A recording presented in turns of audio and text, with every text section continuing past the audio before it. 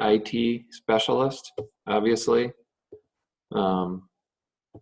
And so this is the first attempt at having these meetings between Borsted Manager Conference, which is every 4 years. We've got a great list here, 43 participants, probably a few more that'll be joining yet. And I think we'll get started.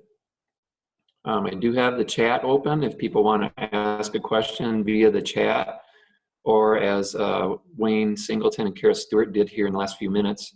I believe what you did was unmuted yourself, and then I can hear you.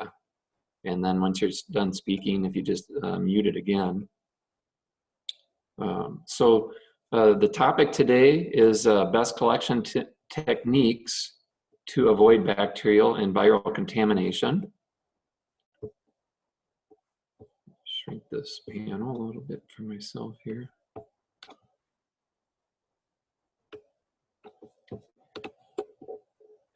So, no, keeps on.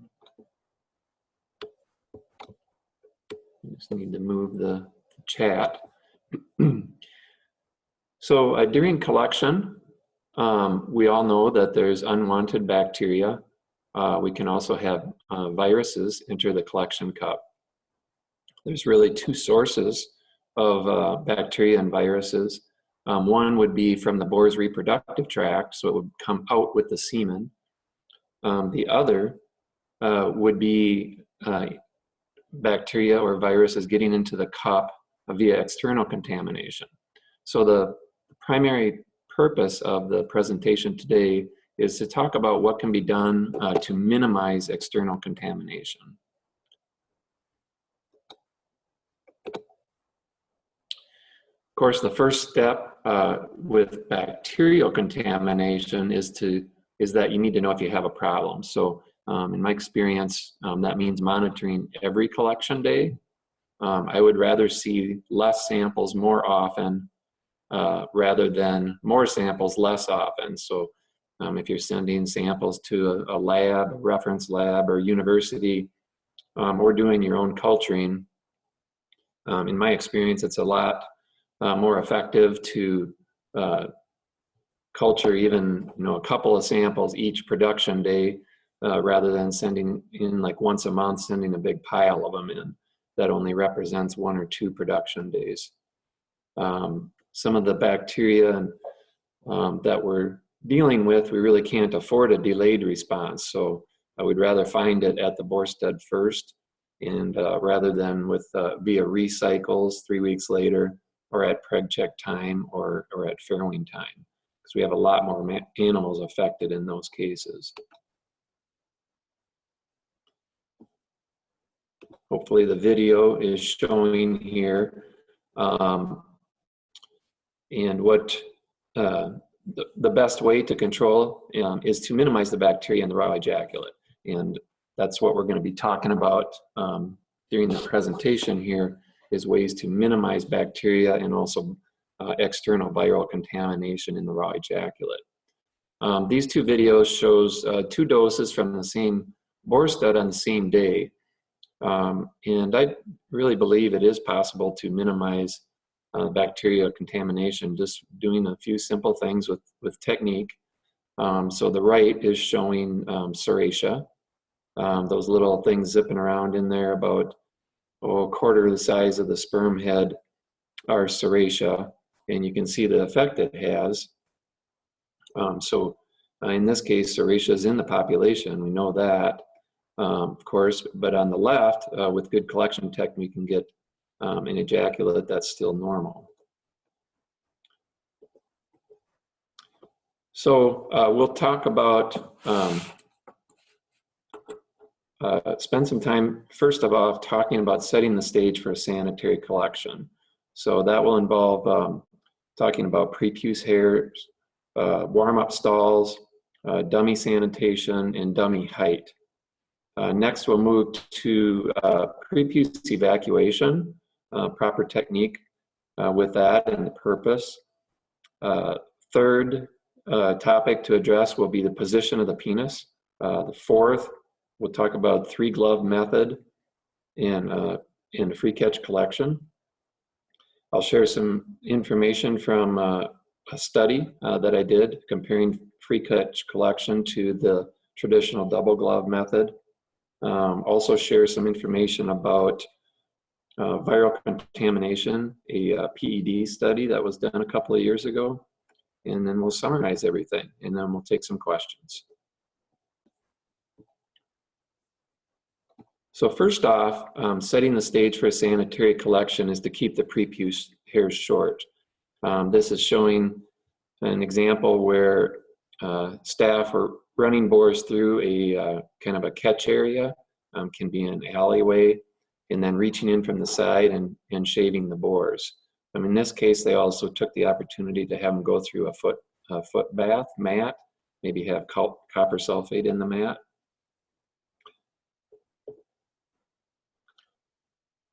So we want to keep those prepuce hairs clipped at least quarterly. The picture here is showing, I just grabbed the hairs only, and you can see the hairs are too long on this bore, and you get some pretty nasty material that are dangling off the end of that.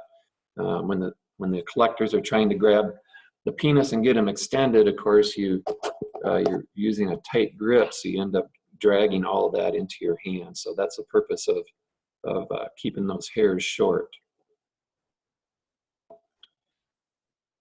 Another step important for setting the stage for a sanitary collection is warm-up stalls. So in this example, the boar facing us there is in the collection pen. The boar to the right of him is in a warm-up stall. So those of you that utilize a warm-up stall know that probably 90 to 95, maybe 100% of the boars will defecate in that warm-up stall.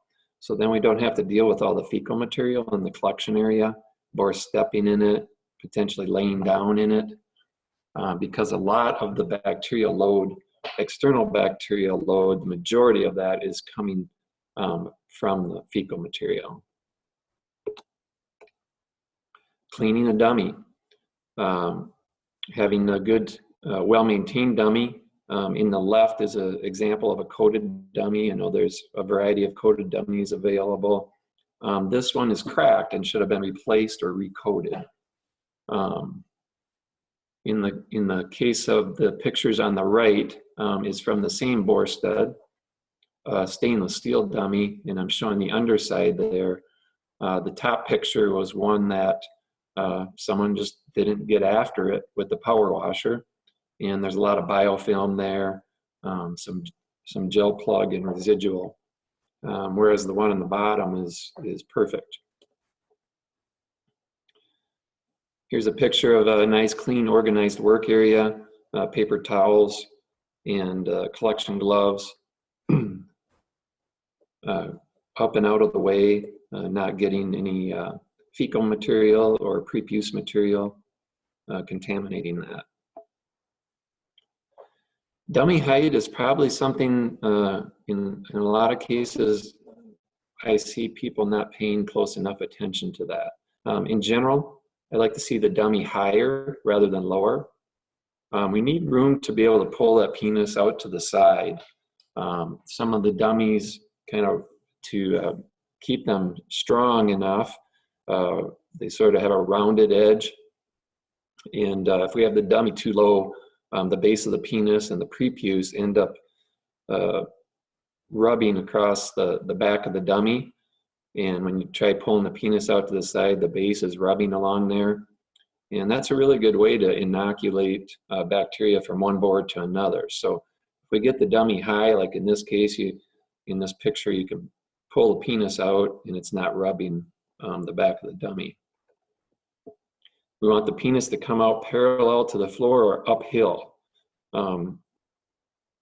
Here's a nice example of a boar. Dummy's a little bit higher, and you can see his legs are extended and the penis is coming out parallel or uphill to the floor. Also for those rear legs, this has an added benefit. It takes the weight off the boar and transfers that weight to the dummy. Here's a picture of a dummy that's too low, and this boar is in a poor position. So the red arrow, the kind of my theme here is red arrows are bad and green arrows are good. So in this case, the penis is coming out basically at a 45-degree angle straight down into an automated collection device. The right arrow there is showing that the dummy's on the lowest setting, and this is a pretty large bore here. Also then the rear legs, because the dummy's too low, the boar ends up putting a lot of weight on his rear legs. I'll show some more pictures of that later. Here's a proper collection height, again automated collection. The green arrow showing that the penis is coming out in a upward manner. So if there's residual fluids, those aren't going to just run straight down into the cup. So to me, proper position is a natural position. And here I'm showing a natural mating. And look how high this boar is. And look at, I've got the angle, I overlaid there, blue bars showing the the femur and the tibia, and then the lower leg bones. The angles there, they're at a 90-degree or greater angle. Next picture also showing on the left a boar in a proper position. You can see those the angle of those lower leg bones is greater than a 90-degree angle. He's really extended, and that puts the penis coming out in an uphill manner, as opposed to the boar on the right. The dummy's too low and he's in a squatting position. The angles of those lower legs is really sharp, putting a lot of pressure on the joints. Also then it's compounded with a very poor position of the penis coming out. The base of the penis is right at the back of the dummy. So as he thrusts, any preputial fluids are going to come out all over the back of the dummy. There's a possibility of injuring the penis as well.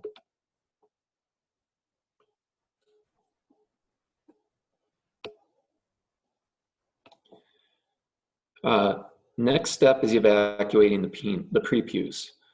This is probably the step, I think, which is causes the most issues for collectors to do this properly. We want them to trap the back of the sacs. So we've got these preputial diverticula in there, and they're kind of like sacs. And we want to milk that fluid out back to front rather than rubbing. I see a lot of people rubbing back and forth and really nothing coming out. All they're doing is kind of redistributing it from one end of the preputial sac to the other. Once we get everything everything expressed out in a milking manner, that's a good time to kind of direct the tip out, wipe with a paper towel. So what we're doing here is reducing the load. On some of these older bores, you might have a cup full of preputial fluid with billions of bacteria in there. We're just trying to get those out on the floor so that they don't come out during the collection.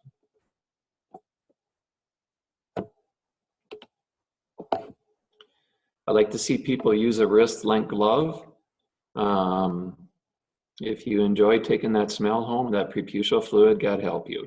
So, and then tons of bacteria. You really don't want that all over your wrist and forearm for the rest of the day. This is showing what I would consider good technique. So this is showing the trap. So I've got my hand, found the back of those sacs, and I'm trapping. And you can see that prepuce inflating like a balloon. That's the kind of motion you want. So if we can trap it first, that's the most difficult part, is trapping. Then we milk it out. And the next picture is going to show a really disgusting picture of all that stuff coming out. So it's a trap and then milk. Once we get it out, it's bound to go over the prepuce. We want to wipe that up with a paper towel and then dispose of the towel and glove. A couple things have been tried in the past in conjunction with this step. One is to actually spray the penis with saline or diluted chlorhexidine solution as the boar begins to thrust. That can be helpful if the boar keeps his penis out. In my experience, a lot of the boars will retract back in and recontaminate their penis anyway. So I think maybe a more effective is to focus on the trap and milk process. Urine, caught this boar in midstream. I 1 in a million picture, I think. Usually I take the picture, and then by the time it snaps, I miss it. But normally urine is sterile, so we just let them finish, flush it out, no harm done, wipe with a paper towel, and then dispose of the glove. I want to spend some time talking about the position of the penis. Second most important step to me, or most difficult, after prepuce evacuation.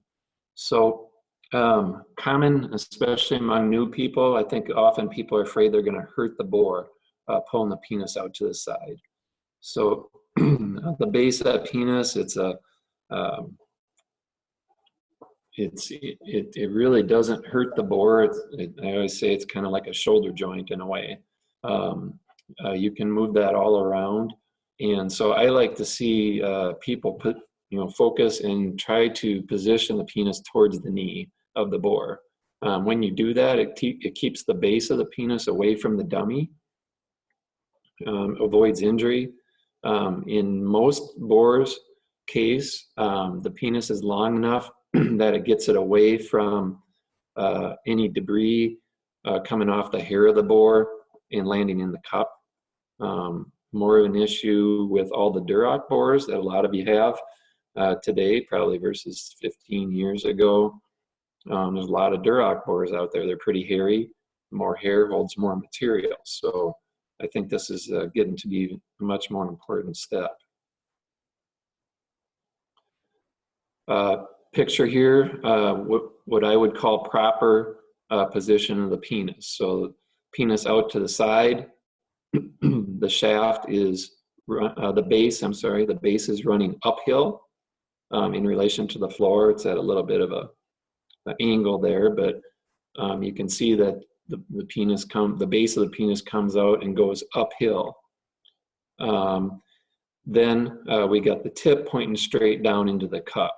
Of course, we don't want to be losing any semen, but if we got the base uphill and then the tip straight into the cup, and it's also a good demonstration of a free catch collection, which we'll get to in a second. Couple pictures of poor collection technique, and also poor tattoos. I would say, but here, poor position of the penis. Penis is at a 45-degree angle, straight down. So any fluids on that prepuce are gonna go down in the cup. To me, this is a person that's afraid of hurting the boar by pulling the penis out to the side. They probably also have a pretty bad backache at the end of the day. They're reaching under the dummy. In addition, they've got their hand buried in the semen. So it's kind of imagine bacteria running down the shaft, falling off the boar. Then they got their hand buried in there to sort of help massage the bacteria into the ejaculate. The other danger here is toxin exposure. We know that any of the gloves, be it vinyl, nitrile, or latex, at different points of time we found toxins on any of those, and it's unpredictable. So if we've got the hand buried in the cup there, we're sort of burying that glove in there to maximize exposure to toxins. See this also every once in a while. Would also call this poor position. The shaft is pointed downward, the left arrow showing the shaft again down about a 45-degree angle straight down. Then they've got the tip level, and then the semen can run off the fingers. So I do see this fairly commonly. I know why, I understand why they're doing it, is to not waste any semen. It does run down the tip pretty nice like that, or down the finger pretty nice like that, but it sort of maximizes exposure to the glove. Next, we'll move on to the 3-glove method in free catch collection. So this is something over the last probably 10 years I've spent quite a bit of time on. I know Dr. Custer has also. And this sort of intro is showing the different steps. We'll go through one by one.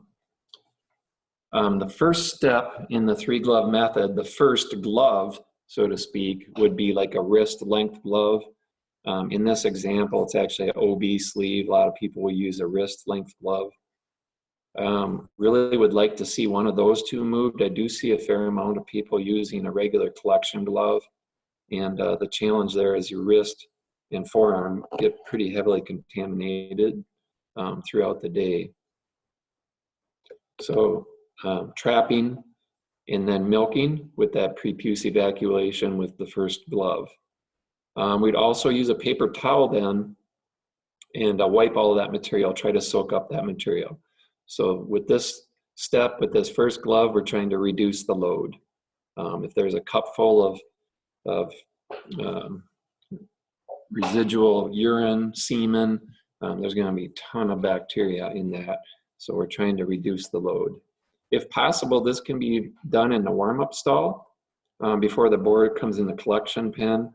It doesn't always work out that way, but if people are having a problem with bacteria, that's one of the first things I do is have them move this step to the warm-up stall. Okay, glove number 2 then, we'll have a paper towel. The purpose of the paper towel is to soak up any slime, bacteria, and contaminants during that extension. So you're actually extending the bore with a clean glove with a paper towel in it. Once we get the bore to full extension, then that glove is rolled off and you sort of end up with a bundle there of penis. On the outside of the penis is paper towel, and outside of the paper towel is an inside out, which is that second glove. So that glove turned inside out there, inside of it is paper towel and the penis in the middle, and you're temporarily grabbing that then with a clean glove. The third glove then will grab just above that bundle and sort of choke up. Grabs on the bundle, so you don't need to let go of the penis there. You just grab with the third glove, which is clean.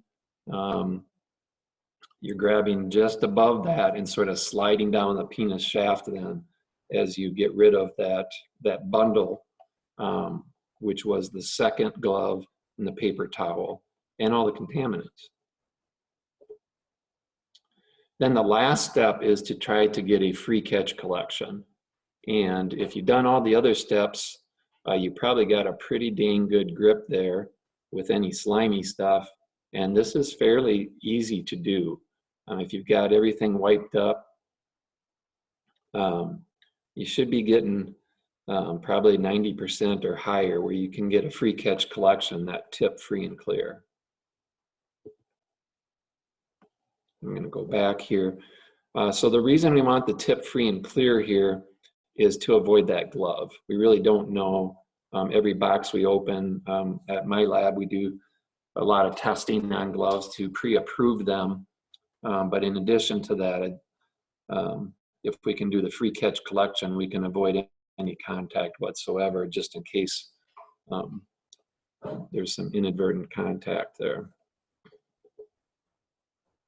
There is some variation. You'll see this kind of interesting picture. I just took this last week.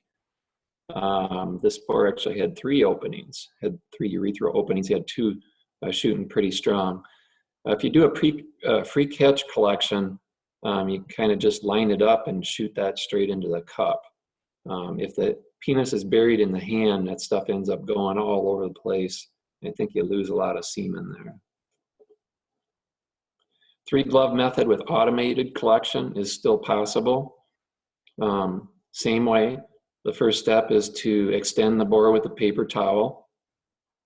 And you can see this guy has a nitro glove and has a vinyl glove over top. Would have evacuated the prepuce and wiped with that 3rd glove. So, or the first glove. Also, I think a good example over the prepuce hairs are clipped really short. So get the board to full extension. Same thing, then roll off. That, I guess, would be the 2nd glove. And then basically re-grabbing and putting into the artificial vagina.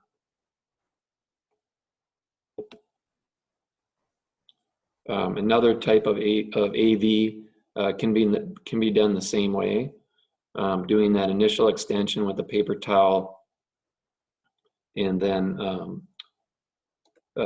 moving the bore into the AV.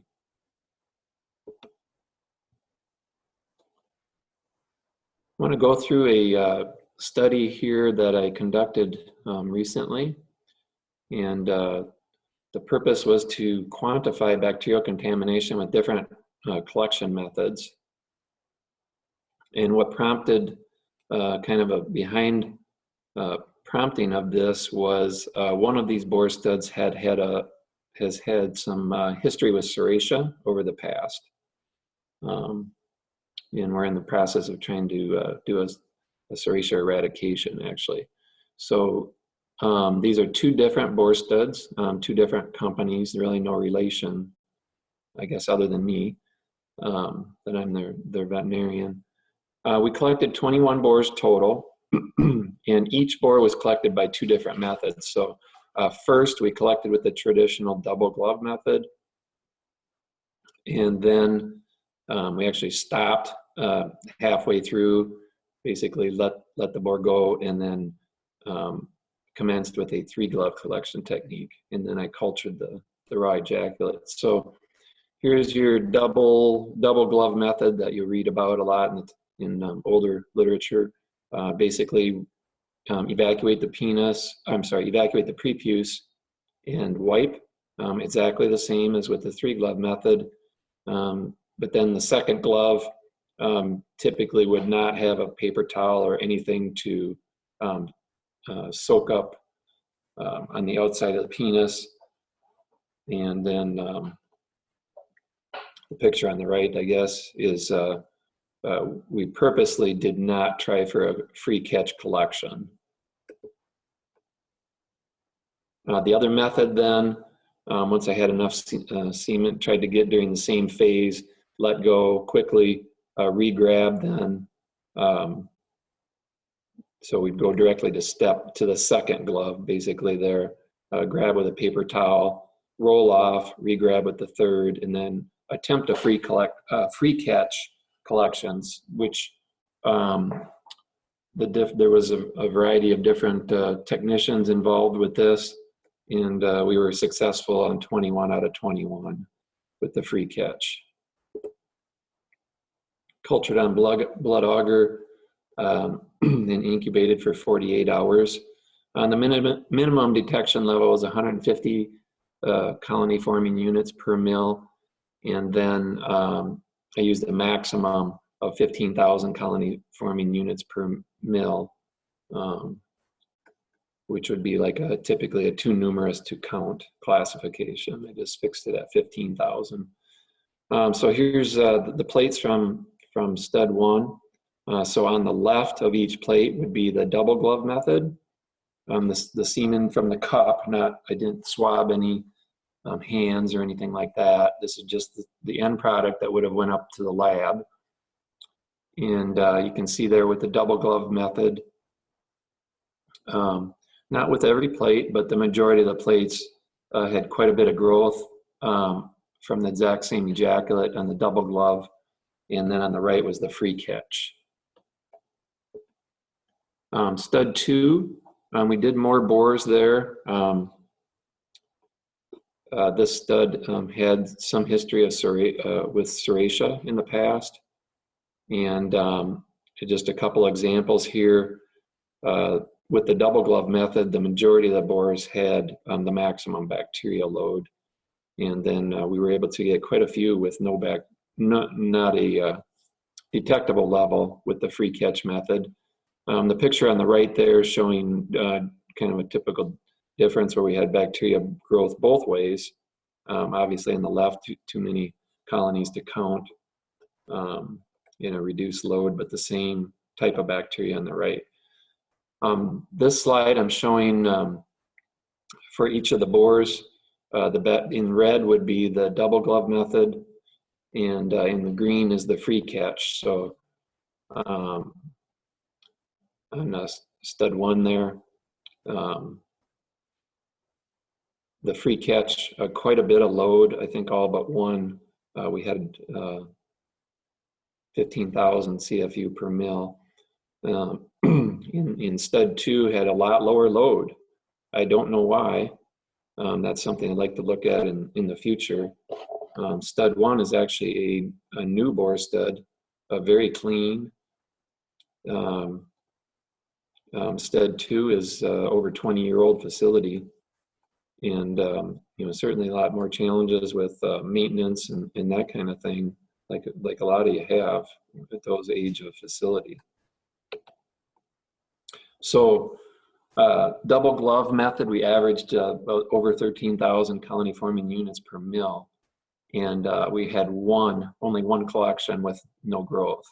With the free catch, a 7-fold reduction in bacteria overall, and we were able to get 12 out of 21 collections with no growth.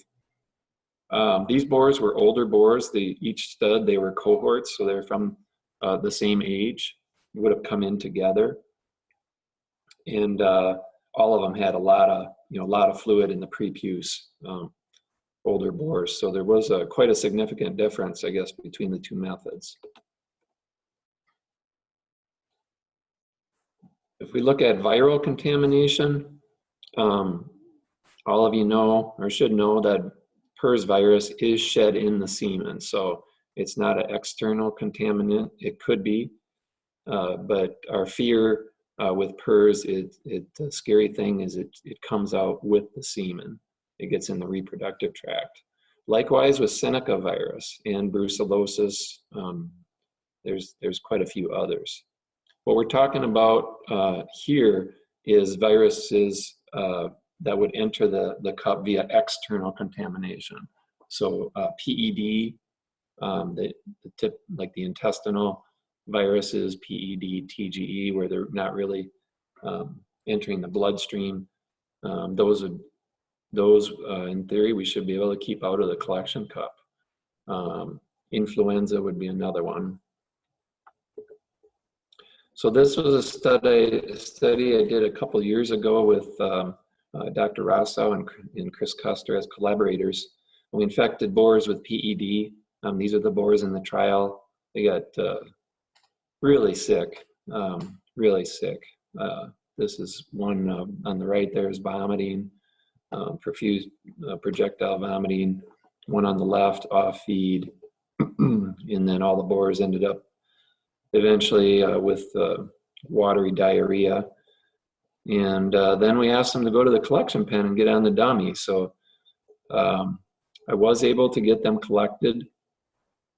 And just looking at clinical signs here, just some other information, I guess.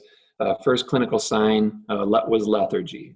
That's another topic, but most of the things we're concerned about, lethargy would be the first thing you want to be looking for. Off feed, lethargic. So in the case of PED, we saw that at 36 hours, 12 hours later, vomiting and diarrhea. And that's also the same time we picked up the first positive on feces. So in this study, I did a three-glove method on all the bores regardless, but half the bores I did a free catch, and then the other half closed hand. So then we took a look at the results there. The only positive we had in semen was with the closed glove technique. We also had a couple suspects. The first positive was on day 4, so that's good news for boar-stud people. You're most likely going to see watery diarrhea before it would show up as a contaminant in the semen. Reproductive tissues, no lesions in the reproductive tract from PED. So key points in summary. First, we want to set the stage for sanitary collection. Prepuce hairs kept short. Warm-up stalls. If you have warm-up stalls, use those. We want the boars to defecate in the warm-up stall. That fecal material is full of bacteria, and oftentimes we end up dragging that into the semen and up into the lab. Enterococcus would be really common in that study. I didn't mention it, but the most common bacteria identified was Enterococcus. Second most was E. coli. Clean dummy and work area after each collection day.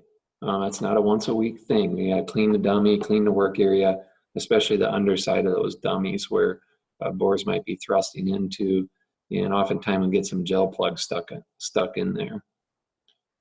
Having the correct dummy height. Want to see legs extended. The boars should be extended.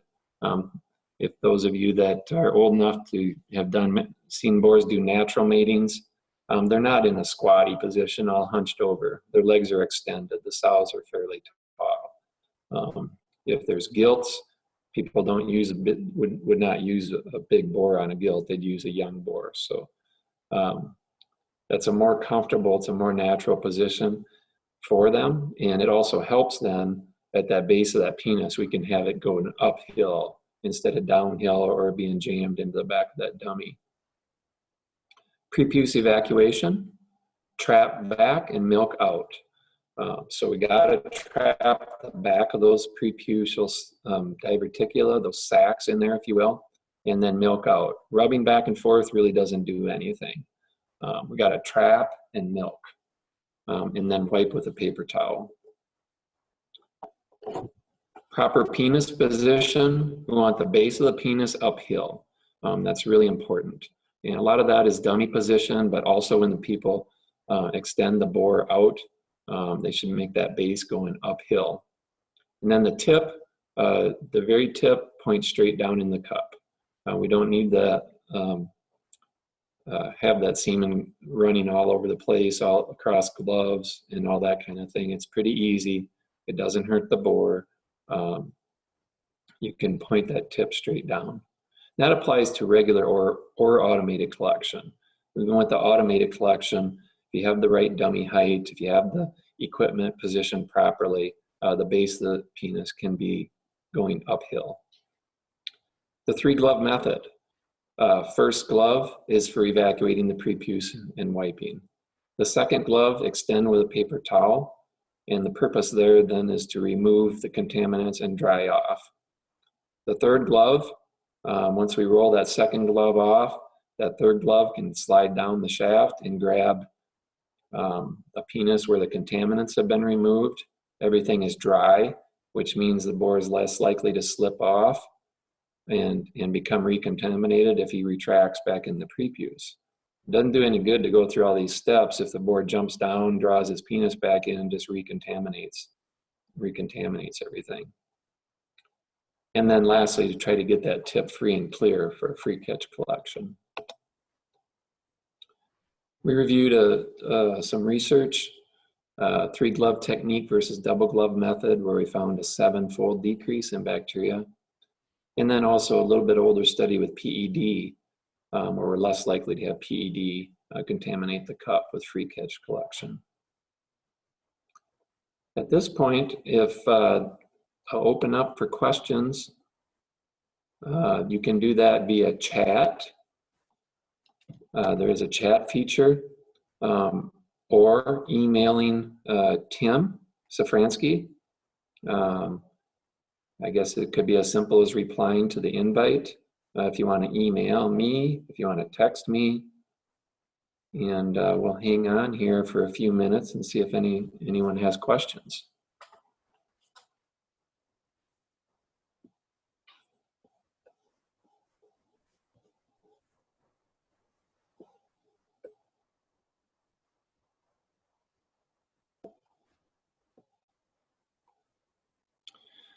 First question from TSG.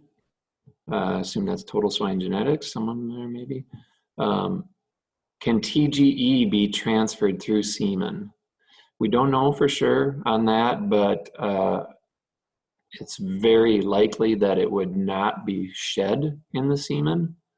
However, I would expect it to be very similar to PED, where the cross-contamination is possible, probably pretty likely. With that three-glove technique, a free catch collection would reduce, I would suspect similar to PED, would likely greatly reduce the chance of it getting into the semen, especially early on. Good question.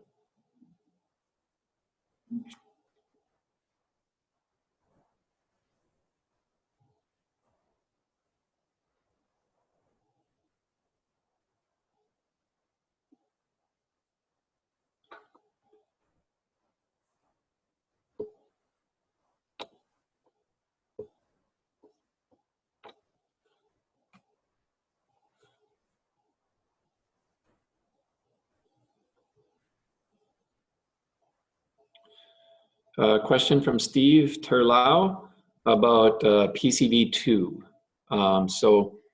PCV2, I did a study in conjunction with Iowa State and Darren Madsen probably about 10 or 12 years ago. There's actually two studies when the new strain of PCV2 got into the US. The first study was a survey study. I believe we had 4 different boar studs, and we sampled boars when they came in.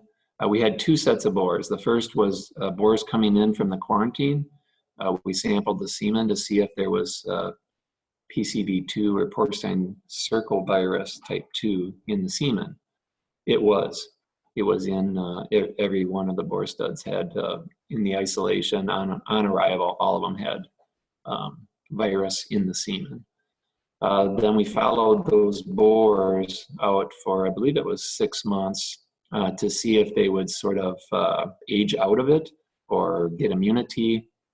And there was reduced amounts, but even out through 6 months post-entry, we're still finding some virus in the semen.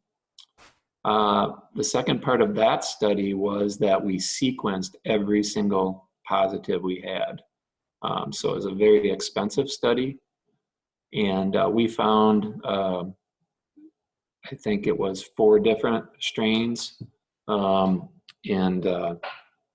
I believe one of the boar studs only had 1 strain, but the rest of the boar studs all had multiple strains of circovirus. So it's there. It's probably in every boar stud. It's with the boars when they come. And I don't think it's possible to have circovirus-free semen. The second study was done with vaccines. And so what we did was vaccinated boars. So we tried to simulate vaccinating negative boars before exposure. And then we also vaccinated some after exposure. So to try to see if boars are coming positive and you vaccinate them, did that make any difference on shedding? And we exposed them to both strains of PCV2, the old strain and the new strain. Vaccinating post-exposure with the vaccine we used did not eliminate shedding at all. when vaccine was used before exposure, it did reduce shedding. There was less shedding, but there was still some shedding. So kind of a discouraging study. I don't think at this point it's possible to have circovirus-free semen. There's a question on dummy height. I'm sorry, before that I missed one.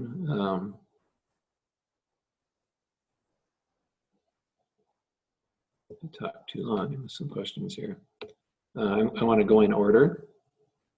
There's a question about this: would the slides be available? Dr. Safransky is recording the presentation, so I believe that will be available.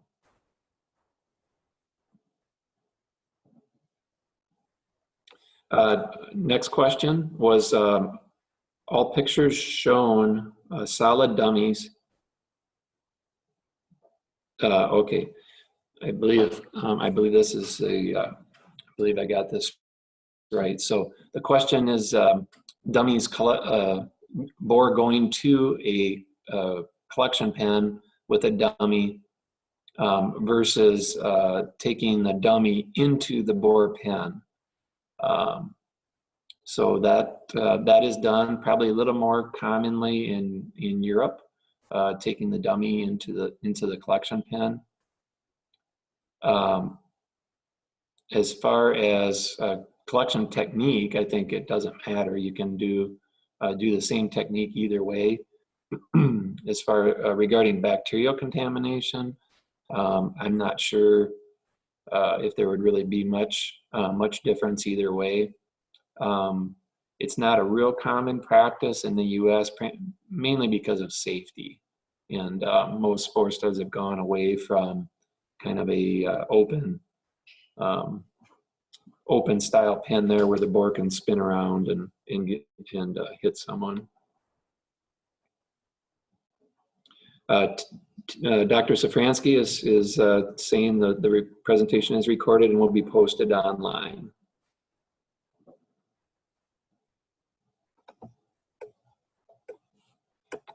Okay. Go back to the title slide. Another question on dummy height. Most AI bores are purebred. Most maternal bores are thinner bone structure. Higher height on the dummies can be hard for maternal bores to jump. That can be true. I think I think maybe the take home is just as high as is possible, and to get a bore in a natural position. All studs have, some bores that are a little stiff in the hips, and you may have to keep them lower for those individual bores. But what I like to see the staff kind of be thinking about is that position, that normal position, which a normal position is bores with the rear legs extended rather than in a squatty position.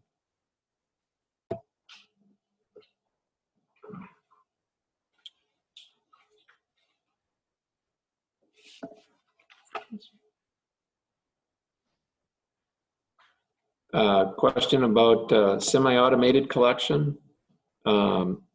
Comparing a semi-automated collection to the 2 or 3 glove technique. Our semi-automated collection cleaner. Common, I do hear this quite a bit. I'm not aware of any study comparing the two. Maybe there's some internal information from from IMV or Minitube or MOFA. In my experience, I can tell you that during serratia situations, when we're kind of in the middle of the storm there, I typically recommend people to go back to hand collection so that they can do a free catch collection. It's very, like I said, when we're in the heart of the storm there, a serratia outbreak or enterococcus, it can be pretty challenging. It is very challenging to get the bacteria-free or low bacteria collection with the automated.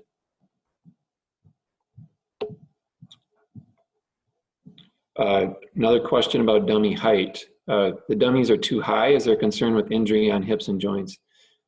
You can go too far, obviously, yes. If the bores are reaching and that kind of thing, but I kind of relate this to my, if any of you out there have knee or joint pain, not very often that your knees or hips hurt when your hips or knees are extended. It's when they're in that squatty position. That's what puts a lot of pressure on those joints. And it's the same thing with the bores. Extended leg is usually not the painful part of when people get older and get arthritis.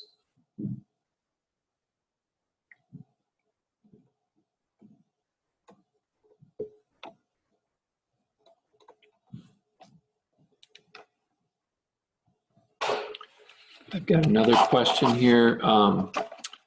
Whether I recommend routine disinfection of the collection area or just power washing. I do like to see some disinfectant done at least once a week.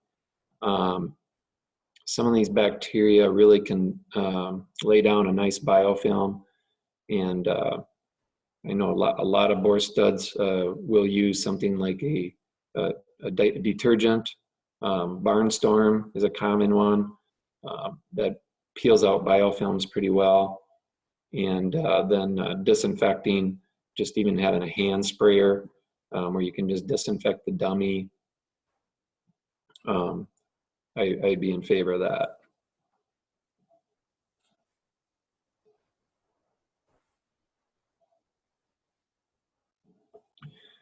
Question about serratia. Where does this bacteria live? In the bore or on the bore?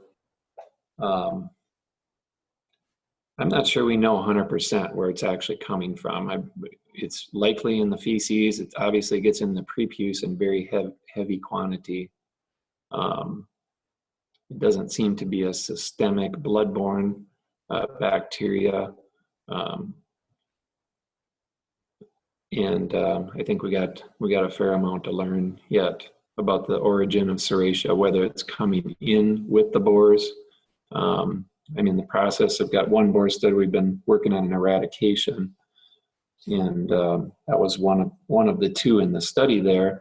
We cultured every positive bacterial growth there. We did not find serratia, so we did an eradication just about a year ago, and then we've had a program where incoming bores were doing a treatment there, an intervention.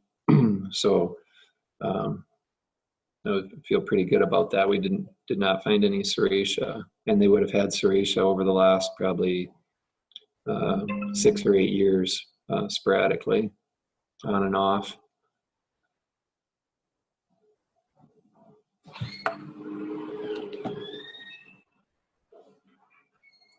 All right, we're right at coming up right at an hour.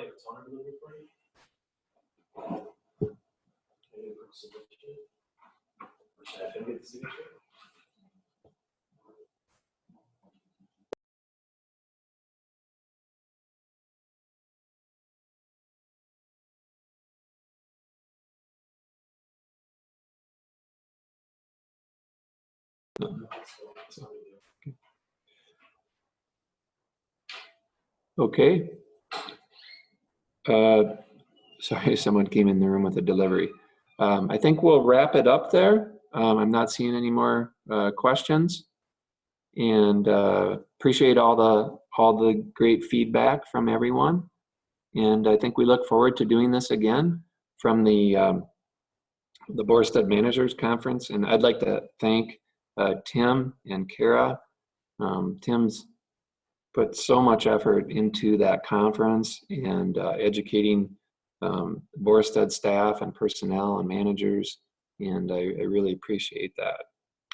So with that, we'll close the meeting and look forward to the next one.